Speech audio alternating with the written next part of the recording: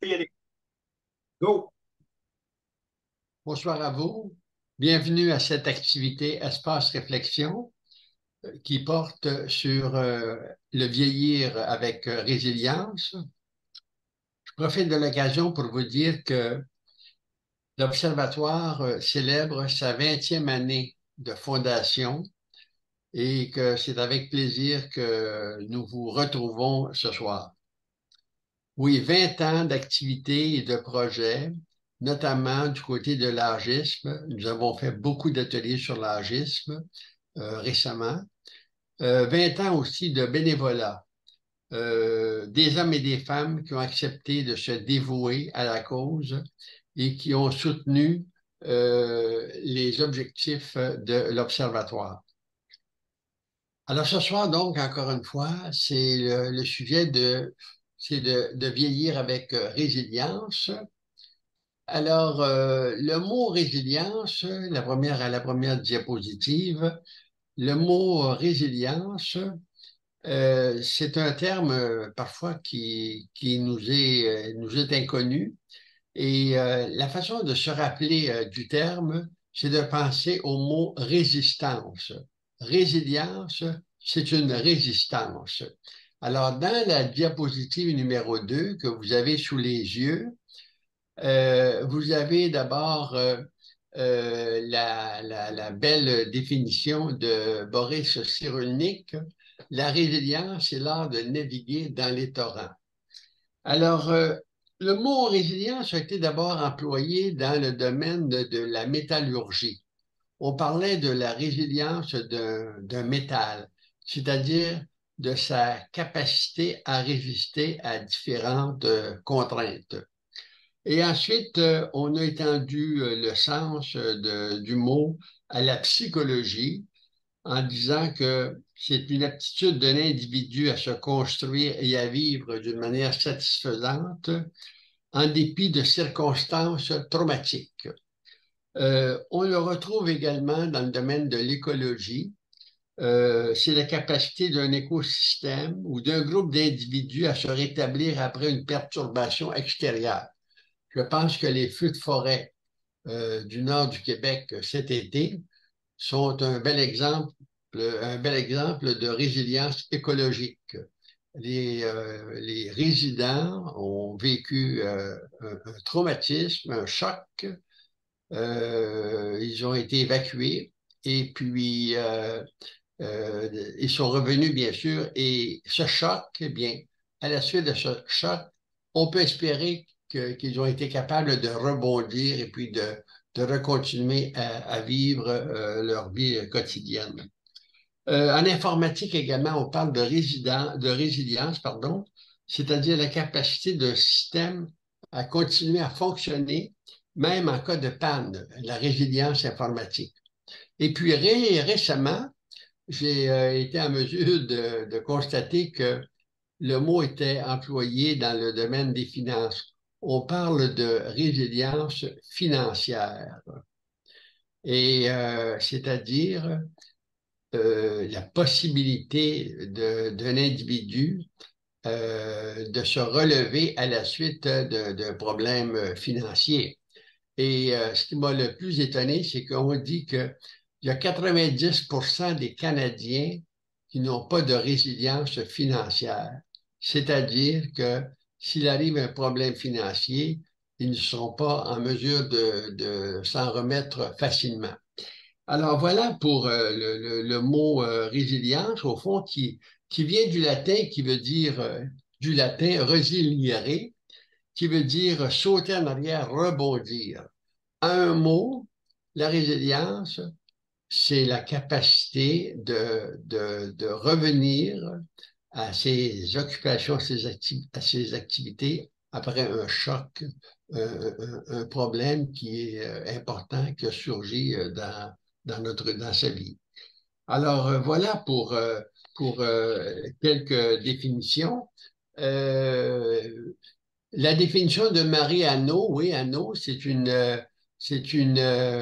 Oui, oui, Mariano, sa définition, c'est chez le sujet humain, on peut définir la résilience comme la capacité de sortir vainqueur d'une épreuve avec une force renouvelée.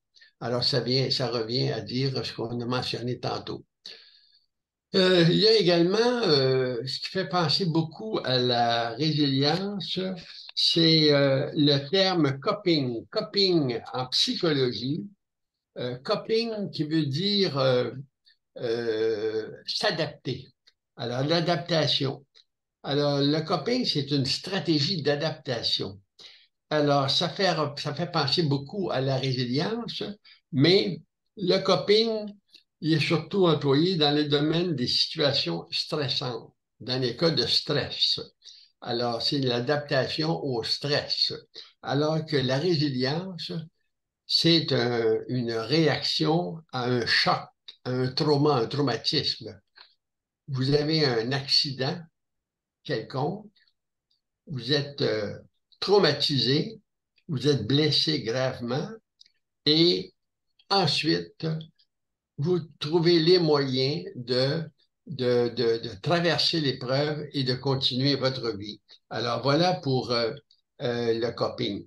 Le deuil, pour les personnes âgées, le deuil est sans doute le traumatisme le plus important qui puisse, un des traumatismes les plus importants qui puisse survenir dans la vie des personnes âgées.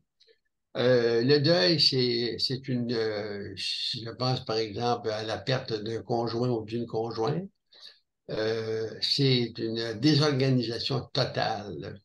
C'est un choc, surtout si on n'y s'y attend pas. C'est un choc et puis à ce moment-là, la personne doit réorganiser sa vie et c'est certain que l'appui des autres, des enfants, des proches, de la parenté peut être en mesure d'aider, de faciliter beaucoup la tâche pour traverser cette épreuve du deuil. On continue. Trois formes, trois formes de résilience.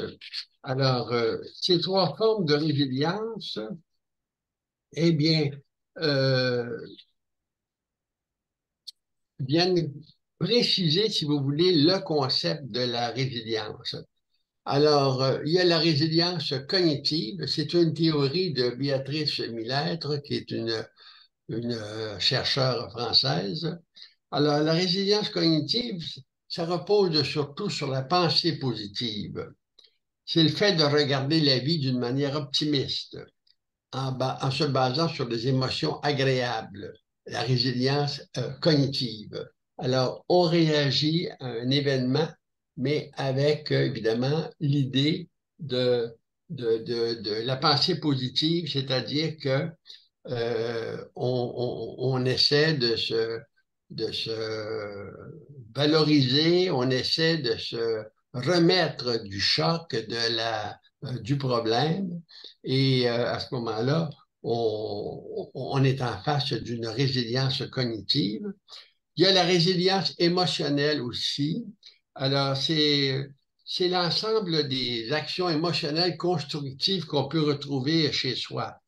C'est une façon, alors c'est de l'ordre des sentiments, la joie, la colère, la peur, l'étonnement. Alors c'est un jeu des émotions, des sentiments qui vont faire en sorte que je vais être capable de résister, de traverser évidemment la difficulté que je vis. Alors, la résilience émotionnelle joue donc un rôle très important. Et la résilience de comportement, la résilience comportementale, eh bien, c'est d'abord, ça repose essentiellement sur la santé physique et mentale, notre capacité de bien-être. Alors, cette capacité de bien-être va faire en sorte que on va être capable d'avoir suffisamment de confiance en soi pour être en mesure de se remettre, encore une fois, d'un traumatisme.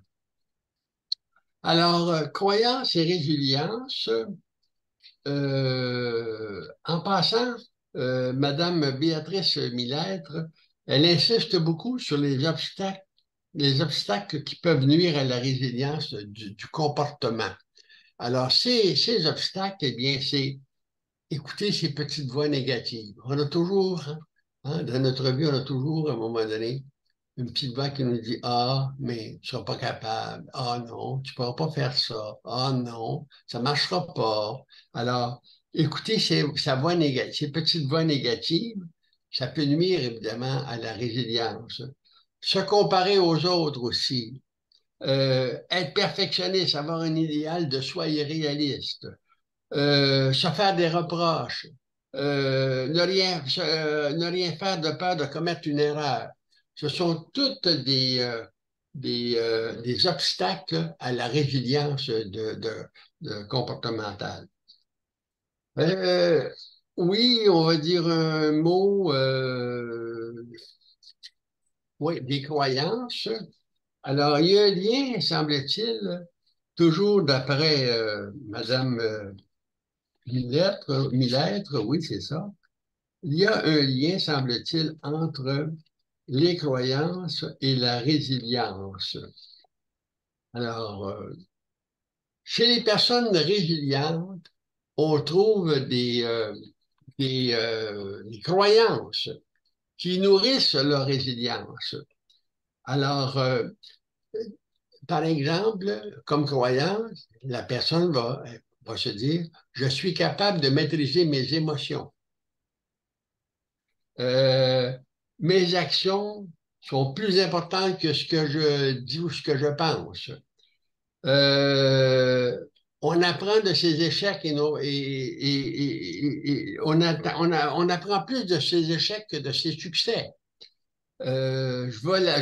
Valorise mon courage plutôt que la sécurité souvent illusoire. Ce sont toutes des croyances. Je me concentre sur un projet en espérant que je vais pouvoir le réaliser. Ce sont toutes des croyances qui viennent renforcer la résilience, c'est-à-dire la résistance à des problèmes ou à des chocs ou à des traumatismes. Le handicap, une occasion de résilience.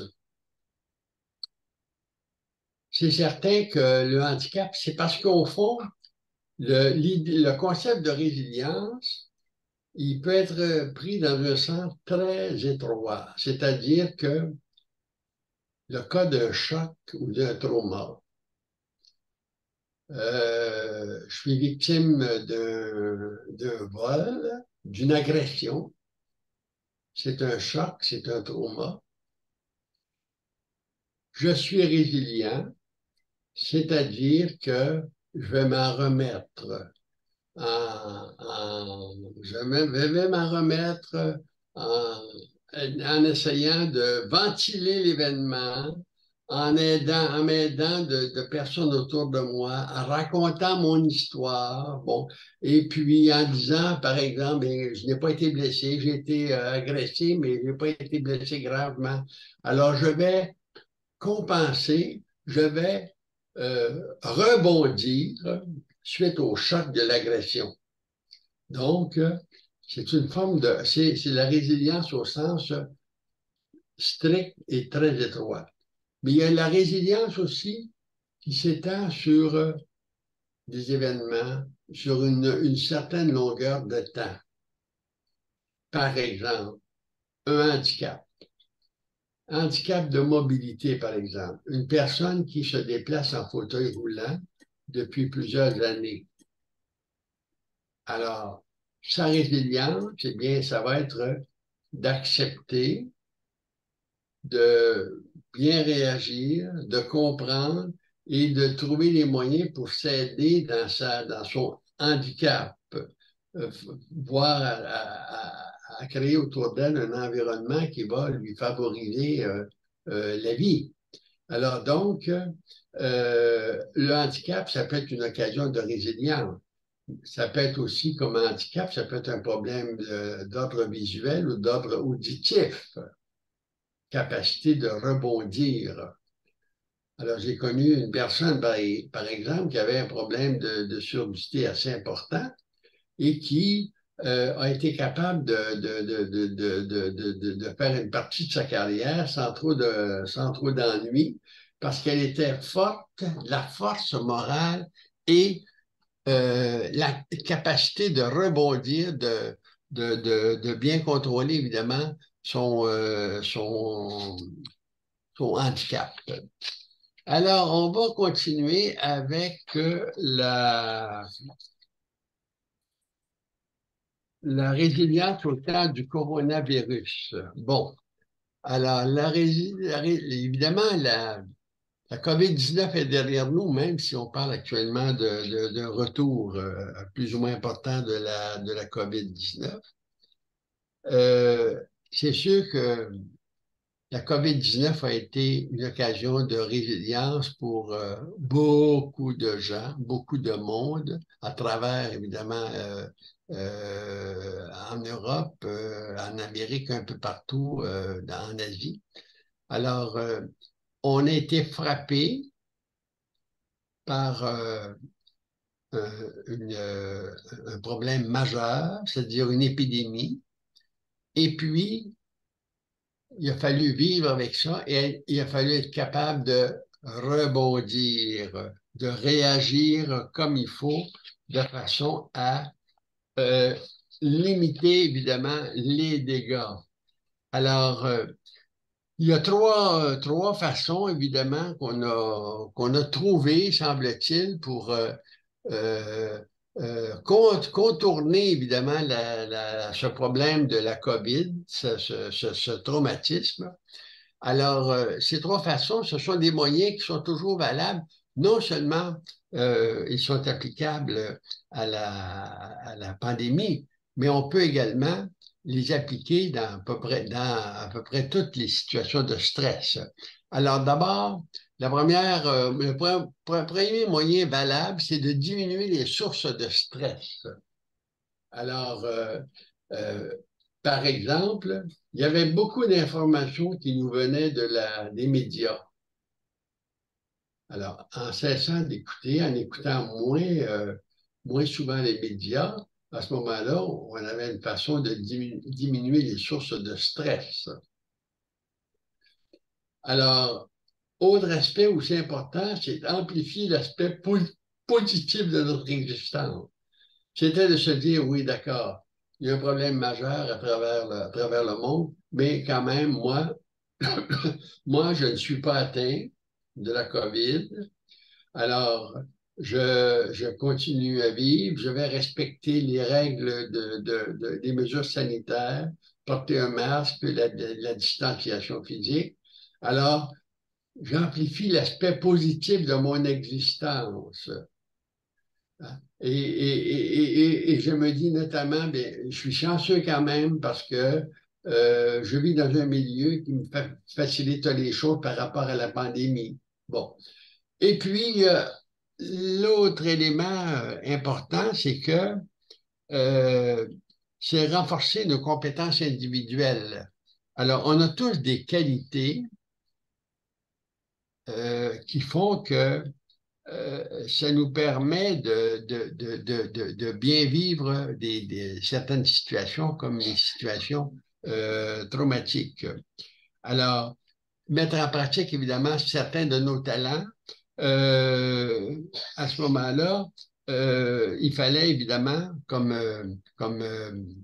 mesure importante, pour favoriser les compétences individuelles, c'était de bien saisir la situation, de planifier nos activités et puis et de se dire, eh bien, j'ai suffisamment d'estime de moi-même pour être capable de passer à travers les difficultés. Alors voilà, on continue avec l'autre diapositive. Bon, la pandémie. Bon, c'est certain qu'on vit actuellement l'insécurité dans notre monde actuel. Bon, j'ai parlé de la pandémie, mais il y a également actuellement beaucoup de problèmes. Je vais passer rapidement sur les feux de forêt, les inondations, la sécheresse. On en a vécu beaucoup cet été, les feux de forêt. Les inondations, la sécheresse, ça continue. Vous en avez encore, on en parle pleinement à la télévision. Destruction des ressources naturelles, ça c'est plus subtil, c'est plus grave. Le jour du dépassement. Le jour du dépassement, c'était pour nous le 2 août 2023. Qu'est-ce qui est arrivé le 2 août 2023? C'était le jour de dépassement, c'est-à-dire c'est le jour où l'ensemble des ressources de la planète arrivait à terme. C'est-à-dire que la planète, à partir du 2 août, ne pouvait plus régénérer ses ressources parce que les ressources étaient épuisées. Les ressources sont épuisées. Alors, chaque année, évidemment, ces journées, ce jour du dépassement est de plus en plus tôt. Les années passées, l'an prochain, ce sera peut-être au mois de juin ou au mois de juillet. Alors, les ressources de la planète sont menacées, grandement menacées. Alors, c'est ça le jour de dépassement.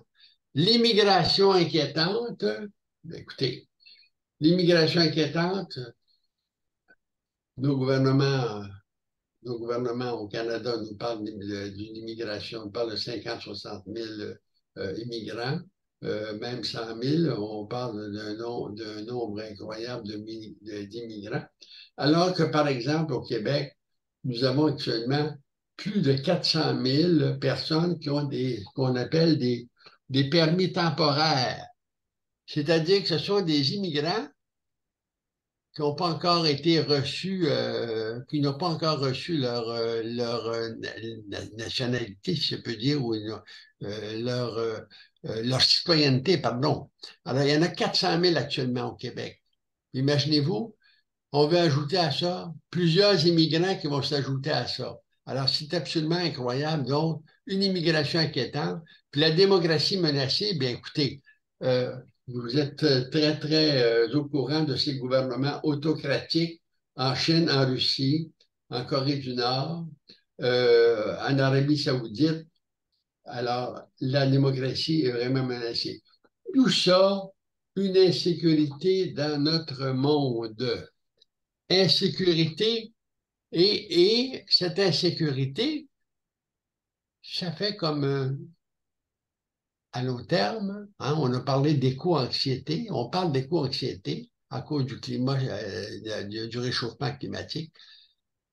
Cette anxiété, cette insécurité de notre monde, ça crée comme finalement une sorte de traumatisme plus subtil, un choc plus subtil qui s'étend et qui exige une certaine résilience.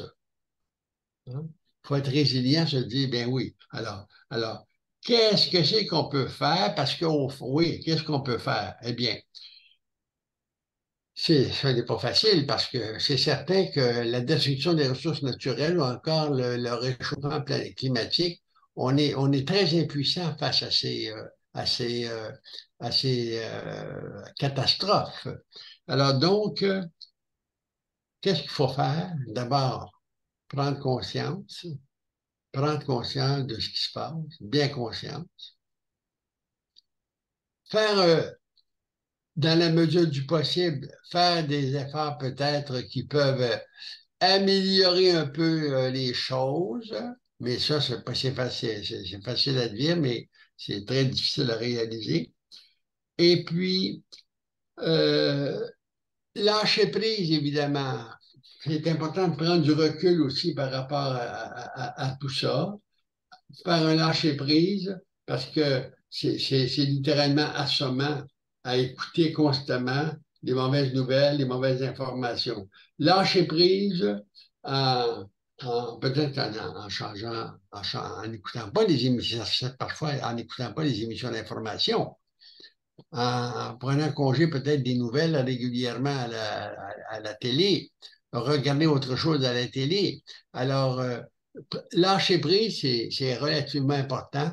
Et puis, ça a l'air assez curieux, mais vivre au moment présent. Vivre au moment présent, ne pas nourrir dans son esprit toute cette insécurité du monde, qu'elle ne pèse pas trop lourd dans notre esprit en vivant le moment présent. Aujourd'hui, je m'en vais à l'épicerie, je fais mon épicerie, c'est ça qui est important, je fais mon épicerie, je vais à la pharmacie, voilà, c'est ça, le vivre le moment présent. Alors voilà des, euh, des, de faibles moyens, parce que finalement, la résilience a forcément des limites. La résilience a forcément des limites. Euh, et puis, il faut dire aussi que il y a des gens qui succombent à des chocs, à des épreuves. Ils ne peuvent pas s'en remettre. Ils ne peuvent pas s'en remettre. On a, on a eu des cas quand même, il y a des personnes, puis si vous prenez le suicide d'Alida ou encore de certains écrivains, c'est des suicides, c'est la preuve que ces gens-là n'ont pas été en mesure d'être résilients. Alors, donc, la résilience a des limites. Alors, oui, c'est ça, chose de résilience. On va passer à comment cultiver la résilience. Comment cultiver la résilience? Eh bien, euh, je l'ai dit un peu tantôt, d'abord une attitude d'esprit positive, estime de soi et confiance en soi. Ça dépend vraiment de nous, comment on va réagir évidemment aux difficultés, aux traumatismes. Et Boris Cyrulnik, oui c'est ça, propose trois moyens pour cultiver notre résilience. Alors, le premier moyen, c'est l'action. L'action, faire des choses. Le bricolage, l'exercice physique, les activités domestiques, l'engagement social, s'occuper, s'occuper tout simplement à des activités. Alors, l'action comme moyen de cultiver sa résilience, ça nous aide, c'est ce que je disais tantôt, lâcher prise, s'occuper à faire des choses. Deuxième moyen, l'affection. L'affection autour de soi. Des personnes qui nous aiment, des personnes qui peuvent nous soutenir, des personnes à qui on peut raconter des choses, nos problèmes, des difficultés. Alors, autre moyen de cultiver la résilience, l'affection. Et puis, le troisième moyen, c'est la mentalisation. Ça revient à occuper sa tête, les lectures, les conférences, la prière, la spiritualité, mentalisation, des choses qui se passent dans notre tête pour éviter de penser à des chocs, à des catastrophes, au changement climatique, par exemple. Alors, voilà. Euh, on peut ajouter à ça, donner à sa vie du sens à sa vie, c'est-à-dire faire des choses qui peuvent rendre service aux autres ou encore faire des choses qui nous occupent. Hein. Alors, pour, enfin, pourquoi je suis en vie aujourd'hui, mais pourquoi? Qu'est-ce que je fais pour donner du sens à ma vie? À se trouver des éléments qui donnent du sens à sa vie, c'est important. Et c'est très important aussi quand on vieillit, parce que plus on vieillit à ce moment-là, les, euh, il y a de moins en moins d'occasions de s'occuper, on est à la retraite, alors c'est pas toujours facile de trouver du sens à sa vie. Et les relations humaines, encore une fois, c'est capital. Relations humaines, les relations dans la famille, les relations avec les proches, les relations avec les amis. Alors, c'est une très bonne façon de cultiver la résilience. Et deux mots-clés, acceptation et adaptation. Accepter ce qui nous arrive. J'ai une difficulté quelconque, j'ai un problème d'un ennemi de santé, je fais tout pour le régler, mais j'accepte ma condition et je m'adapte. Acceptation et adaptation, deux mots-clés qui viennent nourrir la résilience. Alors, on passe à la conclusion. Alors, donc, la résilience, la capacité de rebondir, de se reprendre en main après avoir subi un choc ou une épreuve, perte, deuil, difficulté sur le propre du vieillissement. Alors, nécessité d'une résistance qui s'appuie sur une force mentale et, encore une fois, les relations humaines sont extrêmement importantes pour nous aider à traverser des épreuves ou encore un choc quelconque. Alors voilà pour ce qui est de cet exposé sur la résilience. Je vais vous souhaiter une bonne fin de soirée et puis, encore une fois, soyez résilients. Merci. Merci. Merci, André, pour cette présentation du 3 octobre 2023. Merci. Bonne soirée à tous.